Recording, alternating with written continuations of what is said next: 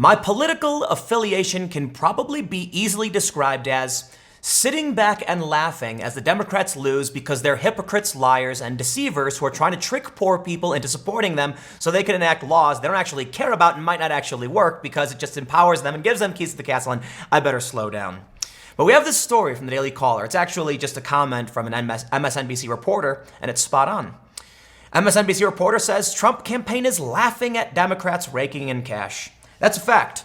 The GOP and Donald Trump have been having record months, month over month. The Democrats are in debt, they're fighting with each other, and they're insulting each other for being rich, and it's the weirdest thing in the world. And here's what I want to go through today. You see, the Democrats aren't the party of the working class. Maybe they were 20 years ago. They're not today. And this is why I have such disdain for them. And it's probably noticeable. Some people may say that Tim Pool is objective. He's not biased. No, I never pretended to be. I think I try to be fair, but I have a bias, of course. The Democrats, they piss me off. And they do it because they stand around acting like they represent the working class. They're the ones fighting bigotry, and they're not. And I'm not even sitting here saying that I think Republicans are doing better necessarily, but it's funny to watch as the Democrats pretend to care about certain issues when they really don't, and then they lose. Because to me, what they're doing is deceptive, right? So this story about Trump laughing at Democrats is rooted in the idea of wine caves. You see, go ahead and fight over wine caves. You may have heard this because in the Democratic debate, Elizabeth Warren, a millionaire, was mocking Pete Buttigieg, not a millionaire, over having wine cave fundraisers. It is one of the stupidest stories and one of the things I care about the least.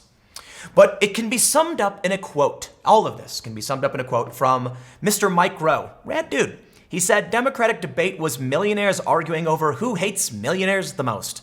Most of these Democrats that are running are rich people. I mean, Pete Buttigieg isn't. So, I respect him. And he's actually trying to fundraise from some wealthy donors and some, corporate billionaires, whatever. And he's getting dragged by the literal millionaires over it. And I think that's silly. I think it's ridiculous to be like, why are you taking money from rich people? It's like, well, listen, man, rich people donate. I don't like the idea that rich people control they have disproportionate control. But it really depends on the kind of rich person, the kind of control. It's all very nuanced, to say the least. But it's funny to see those of great means ridicule the one guy who isn't simply because he's trying to raise money from wherever he can. But hey, Pete Buttigieg is pretty unabashed about it. He's like, I'm not going to stop. I'm going to keep doing it. Well, the Democrats want to raise money through a grassroots effort. They want to claim they're raising money from the poor people, right? Yeah, they kind of are. But so is Donald Trump. The reality is, as Mike Rowe said, they're the millionaires arguing over who hates the millionaires the most. And even Vox.com will tell you, oh, that's the wrong one. Democrats are replacing Republicans as the preferred party of the very wealthy. This is the reality. The Democrats are not representing the working class. They're not representing the poor. While some Democrats may be, and I will give them some respect. I believe Bernie deserves a certain amount of respect. Don't like the pandering he does. But he does have a grassroots base. The only issue is that his base is also not the working class. This is the issue the Democrats need to come to terms with. Stop pretending you represent blue-collar workers. You don't. You represent the very wealthy, and you represent the elites of universities, these white upper-class young people who are more likely to, have college degrees, more likely to make six figures. That's who you represent. It is not America. That's why you are losing. That's why you can't raise money. It's why you're in debt. So let's get started before I just rant nonstop, because I want to go through all this with you. The story. Trump is laughing and raking in the cash. He is, and I'm going to show you. Before we move on, head over to timcast.com/donate because it's Christmas. And although I'm not a particularly religious individual, my family still very much, celebrates the tradition of Christmas. And I think it's become more of an American tradition these days. So if you like what I do and you want to support my work and you don't mind the dog barking behind me, which I apologize for, you can go to timcast.com/donate, give a Christmas gift, or just share this video. But in all sincerity, just watching the video is the greatest gift of all. I really do mean that. The fact that I get to yell at my camera all day and somehow make a living out of it is the greatest gift I've ever received. So thank you all so much. I hope you're enjoying your family holiday.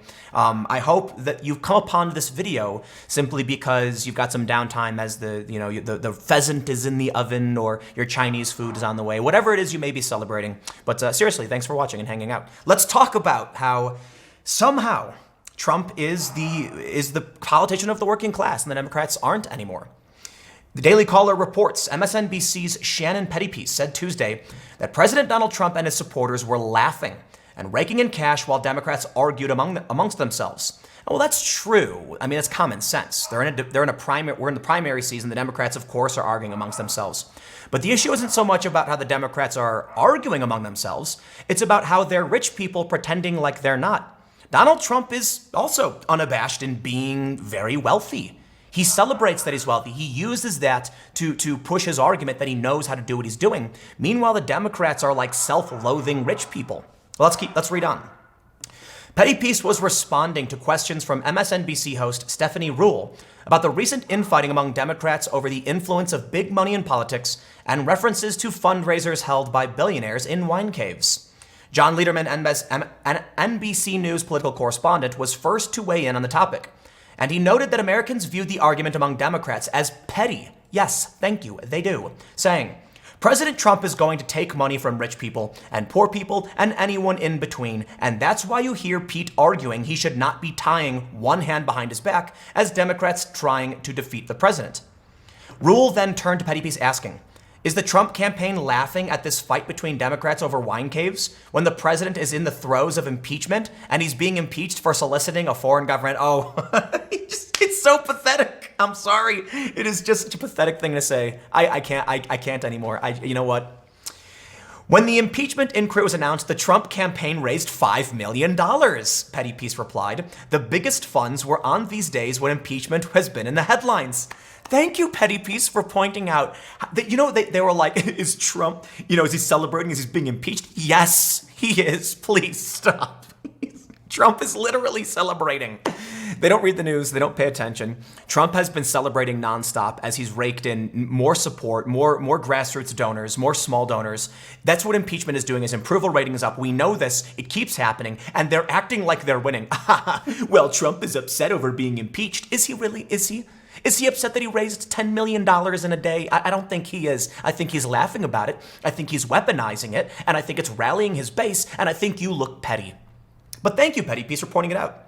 The biggest funds were on these days. You go ahead, Democrats. You go ahead and fight over wine caves and who has small donors. We'll rake in the money because campaigns are expensive, is their argument. Trump's campaign had $125 million in cash at the end of the third quarter. They're just bringing the money. Go ahead. Fight among yourselves. They say Massachusetts Democratic Senator Elizabeth Warren drove the attack on wine cave fundraisers during last Thursday's final Democratic primary debate of 2019. Take a look at this story from CNS News. Just from about a week ago. Merry Christmas, everybody, if you're a Trump supporter. Trump campaign announces incredible fundraising numbers on impeachment day. RNC has record month. Oh, a record month, you say? Again, every month I read the news about Trump's record month. You know why? My mind was blown when I saw this report from CNN that a Democrat stronghold that hadn't voted Republican in decades was voting for Donald Trump. And it's sad to me because we should have a Democratic president and a Republican president who have net positives and net negatives, and we have to decide who we think is going to be better or worse. Instead, you've got right now people saying, well, the economy is really good. Donald Trump is actually working on things that have benefited the American people, and the Democrats are bickering about wine caves and about impeachment. So you literally have, I'm going to say it, I'm going to use the talking point, do-nothings. Now let's be fair, okay? The Democrats in the House have passed many bills, and Mitch McConnell is not bringing them into the Senate, okay? I think that's fair to point out. The problem then lies in the messaging from the Democrats. They're obsessed with impeachment. They could have taken the fight to USMCA. They could have said, this is a good trade deal, but here's the problems Trump has introduced. They could have used that. They could have had a legitimate policy argument with the president, and we could be talking about those things. So you know why Trump is having these record fundraising numbers? Because impeachment means nothing. Impeachment tells the American people, I am not fighting for you. I'm fighting against the guy I don't like. Yeah, sure, you're fighting for the people in California who think the orange man is bad, but are you fighting for me to get a better job? No, that's Donald Trump, and he's a potty mouth narcissist. So we literally have a president right now who has done right by the American economy, who is a potty mouth narcissist, and people are saying, okay, but he's helping, right? And the Democrats are saying, yeah, but he's a potty mouth. And they're like, so what? You're not doing anything but bickering about wine caves. Like, I get it. The Democrats they are doing things. It's unfair to say they're not. but their messaging has been so off point. They're playing, and it's Trump's game, man. But here's the main issue I'm saying right now, and we'll move on, is that when you look to who the president's going to be, you have Donald Trump, who's a bad character defect, bad personality, whatever you want to call the guy. They've called him the worst of American culture, but you cannot deny to Americans he's still doing things that help them. The Democrats aren't, and that's why Trump is laughing. And you can argue about why it is, and I think one of the big reasons that Trump has successfully kept them off message every single step of the way. And you know what? The responsibility lies with them. CNS News reports President Donald Trump's re-election campaign raised more than $5 million on Wednesday, the same day House Democrats voted to pass articles of impeachment against Trump, which they never filed. They say on Thursday, Fox News reported the Republican National Committee had its most successful fundraising month ever in November. Oh, it's just every month, right? And as long as they want to keep that as the focal point. But let's move on, because I made the point, and I want to show you this real quick. I do frequently want to highlight Trump's approval rating. This is not about, and I know, forgive me if you watch my videos all the time, I say this all the time, it's not about whether you like the president or not. This is an objective fact. I am looking at the aggregate polls, and Donald Trump has recovered from the impeachment scandal, and his approval rating continues to climb. It is Christmas shopping season with record Saturday sales. We had Black Friday record sales. You tell that to the American people, and they're going to say, Trump can say all the naughty words in the world. Trump can do the entire bit from George Carlin, the 7 words you can't say on TV, and they're still going to vote for him because he's putting money in their pocketbook. Keep that in mind. Stop denying reality. And Vox has pointed this out. So Vox did a segment, explaining the wine cave controversy. I don't think we need to get into details about what the controversy was really about, but let's move on to this next story. This is from 2016. And if you couldn't see the signs, well, you know what? This is why Trump wins. It's why you lose. Vox, the left-wing Vox, said Democrats are replacing Republicans as the preferred party of the very wealthy. If they could see this 3.5 years ago, and you can't see it now, you will lose. Period. Look, and then look at this. They used a smug photo of Hillary Clinton. Let's read a little bit of the story, and then I want to show you, I want to highlight the story about Bernie Sanders. And the reason I do is that in the segment from MSNBC, they highlight Bernie Sanders saying, "We are representing the working class." No, you're not. I'm sorry, but you are not. That is just the facts. And I'm going to use a left-wing source to back up my claim. Not a right-wing source, a left-wing source. So please, if you do like this video, share that with someone on the left. I'm not here to tell the left they're wrong. I'm here to tell that the establishment, I'm here to tell the left, I guess technically you're wrong. The establishment is leading you on a dark path. And if you want to defeat Donald Trump, don't listen to what these lunatics are saying. Vox reported in 2016. In 2012, something unusual happened. The wealthiest 4% of voting age Americans, by a narrow plurality, supported a Democrat for president. That hadn't happened since 1964. Before that, it hadn't happened since possibly the 1880s. So was 2012 a blip like 1964, or was 2012 the start of a phase shift in which the Democrats replaced the Republicans as the preferred party of the wealthiest Americans? Take a look at Donald Trump. He's a rich guy. He's an outsider, though. He was talking about these trade deals like Bernie Sanders was. Hillary Clinton? She's a Goldman Sachs speaking crony capitalist, Democrat establishment, whatever. Of course she was going to get support from the establishment machine and the big corporations and the wealthy and the billionaires. She still does. They write, I'm pretty convinced that it does mark a phase shift. My strong hunch is that for the foreseeable future, the wealthiest Americans will prefer Democrats. But before getting to the future, let's start with the past. Now, I'm not going to get into all this. I just want to show you that they say in 2012, you can see that flip finally happened. It was in 1964. Republicans were the party of the wealthy industrialists, and now it's the Democrats. Take a look at this. Bernie Sanders. He claimed in his video that he represents the working class. I'm sorry. That's just not true, and it hasn't been true. Vox wrote in 2016, Bernie Sanders' base isn't the working class, it's young people. Once again, I am not using a conservative source for this. Vox is left-wing. They're progressives, and they're telling you this to your face. You look at that CNN article. It was the segment where they went to this town, I believe it was in Minnesota, and all of these people voted for Democrats at the local level because the Democrats at the local level were, or not necessarily the local level, but like Congress. They were talking about issues relevant to this community. They were talking about moderate policies, helping the working class, unions, etc. At the national level, which Democrat is doing that? It's not happening. So Bernie Sanders can claim this, and while it's true to a certain extent, At this point, it's absolutely not the case. Bernie Sanders is being represented by many young, wealthy progressives, elite urban individuals. I'm not saying Bernie's a bad dude.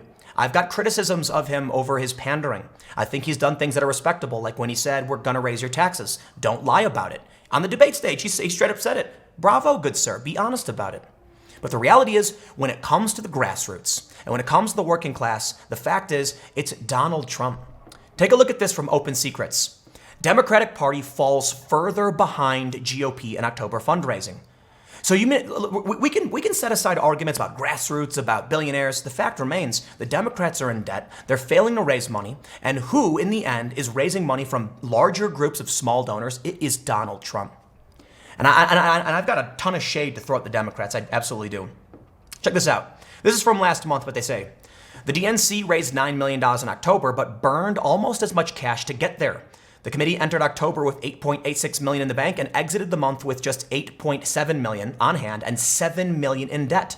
The RNC demonstrated unmatched fundraising power. It netted $25.3 million in October and spent $23 million, leaving $61.4 million in the bank with no debt. Check out this fundraising. We've got a graph here showing Republican versus Democratic fundraising. This is the RNC versus the DNC. You tell me how this is, that the Republicans are just raking in cash end over end, month over month, and the Democrats can barely muster an increase. The Democrats have been stagnant every single month, while every month the Republicans just have more and more cash on hand.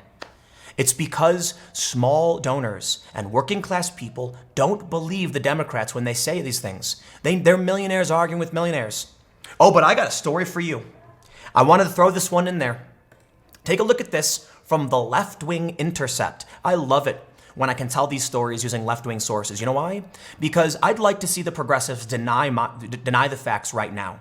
They like to claim that I'm biased, okay? I certainly think I have personal biases, so to accept, fair.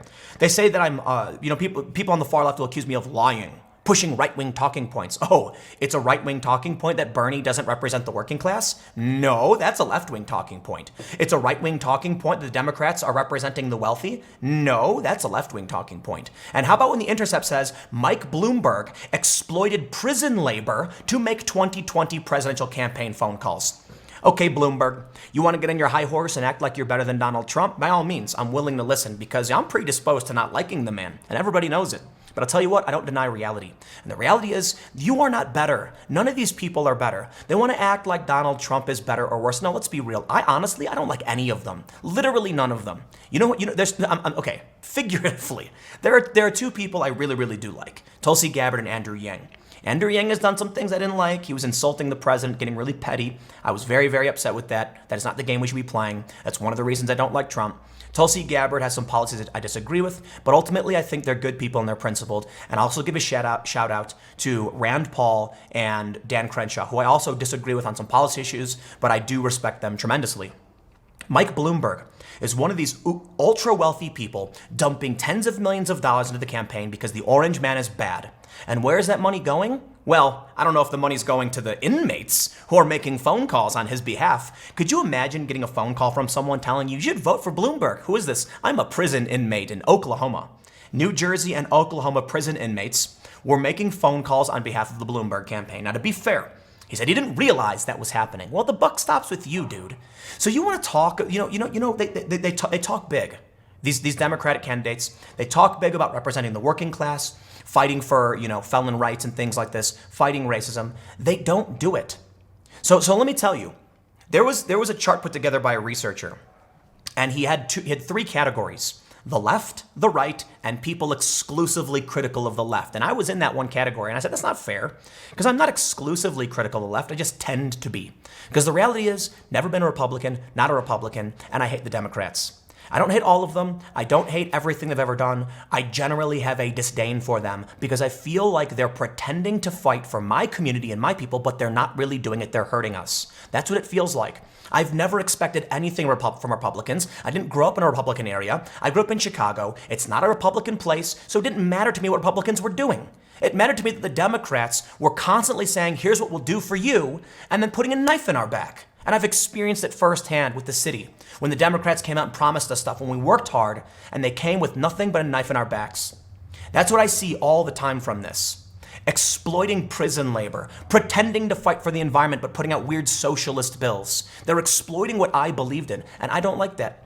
Listen, when I talk about why I care about the environment, why I think climate change is a problem, Republicans tell me they disagree. Well, they've always disagreed. I can have a conversation and I say, well, I'm looking for some support in these areas. When I go to the Democrats, they say, trust us, we agree with you. We're going to fight for everything you want. And then they turn around and put a knife in your back. Case in point, the Tulsi Gabbard story. Matt Taibbi is awesome. And he tweets, a Yahoo piece asserts Tulsi Gabbard may seek a spoiler role involving a third-party White House bid. To author Ryder Knowles, you say this is easy to imagine, but is this story based on anything else? How can you not include her repeated denials on this score? Matt Taibbi is awesome, far from conservative. But once again, my disdain is exemplified. It is essentially justified because of what they do to Tulsi Gabbard, okay? I came out saying, initially I was like, I really like Tulsi. I'm paying attention to what she's doing. I think she's got integrity. She stepped down from the DNC to support Bernie Sanders. I respect that a lot. At the time, she was on the debate stage. They didn't like her, they smeared her, but I saw her as somebody who was actually principled. And what's happened since then? It's been endless smears, insults, lies, and it's just gotten worse and worse and worse. And it's a perfect example of everything I just said. I can't stand the American foreign policy and war. I can't stand the money we waste overseas. While they simultaneously talk about how they're going to help the poor people in Flint, they're voting to send money and bombs to foreign countries. That's not helping us in any way. Okay, you can argue it helps us by dominating the planet, controlling the petrodollar. I get all that stuff. But that's money that could be spent nation building in our own country. So when I hear Tulsi Gabbard come out and say, I want to end regime change war, I'm like, that's pretty specific.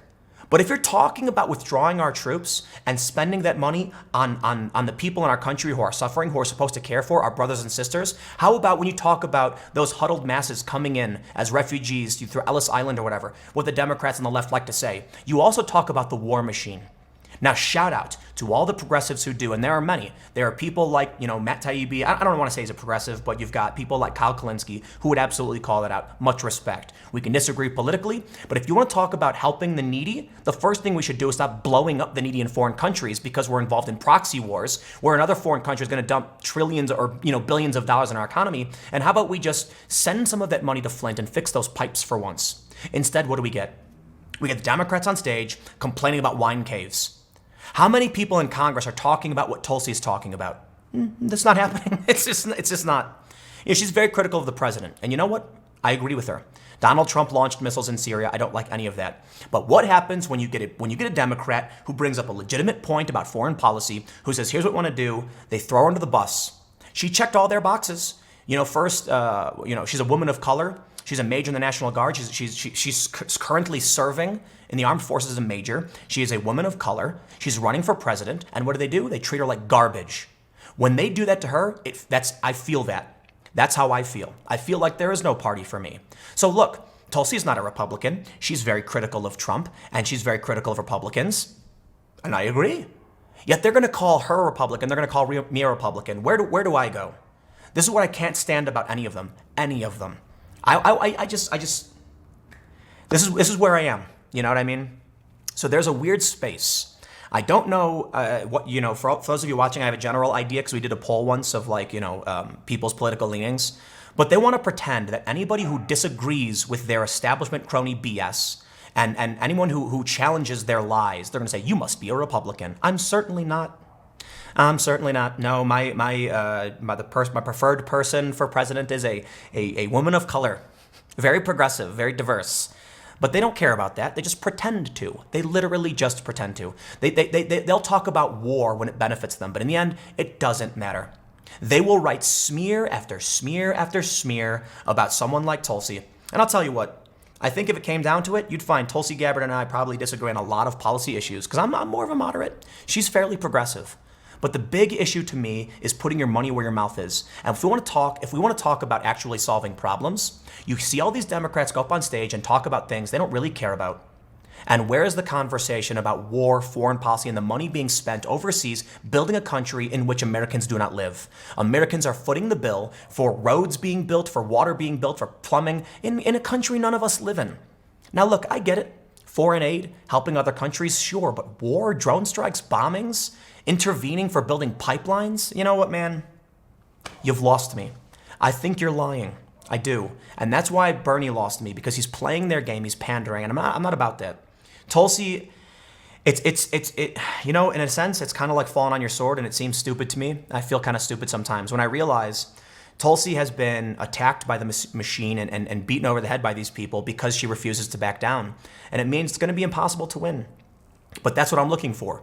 I'm not looking for someone who thinks the ends justify the means. And that's what I think Bernie has been doing. So anyway, this one got heated because the Democrats are the party of the billionaires. The Democrats are the party of the millionaires, arguing about how millionaires are bad. At least Trump accepts he's rich and brags about it.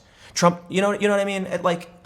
I look at the Trump supporters and they're like, we're glad our president is a successful billionaire, and we're glad that he boasts about his wealth because he's talking about success and the American dream. The Democrats seem to hate themselves for being rich and then blame rich people when they don't actually do anything.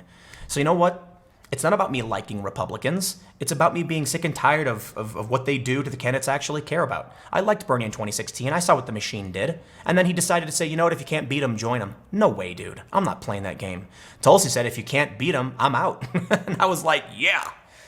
I don't think running third party is the right thing to do. And she said she's not going to do it. But once again, here we go. Another Christmas Eve story where they're trying to claim she's going to do it. She may seek a spoiler role. You know what, man? I'll be the first to come out if Tulsi Gabbard runs their third party to slam her for doing so. Because I respect her when she says repeatedly she will not do it because she's standing for what she believes in. And I believe she has the track record to prove she is standing for what she believes in. And when she enters the Democratic debate and stands there as a Democratic candidate, that is the most important message of all. It's one of the first reasons I donated to her. That's why I continue to support her today, or I continue to appreciate and be a fan of her work. The fact that she's willing to say, here's what I want to bring to the Democratic Party. Here's what I want you to hear. And I'll end with this. The most glorious thing that Tulsi has given all of us is when she called Hillary Clinton the personification of rot. That made it all worth it. It made it all worth it. But I'll leave it at that, man. This is what I see and experience, and there are other people who feel the same way or similarly. You know, I'm a big fan of Jimmy Dore. You should watch his stuff because he's a progressive guy. He's pretty far left, but he will call them out for the same stuff. I'm not the only one. We exist. There's principled actors on the left who are sick and tired. You know, I'm not the furthest left person. I'm fairly moderate, but I'm sick and tired of the Democrats playing this game. So let me wrap up with how I opened this video. Go ahead and argue about wine caves. Donald Trump is laughing all the way to the bank, and so are his supporters. But you know what?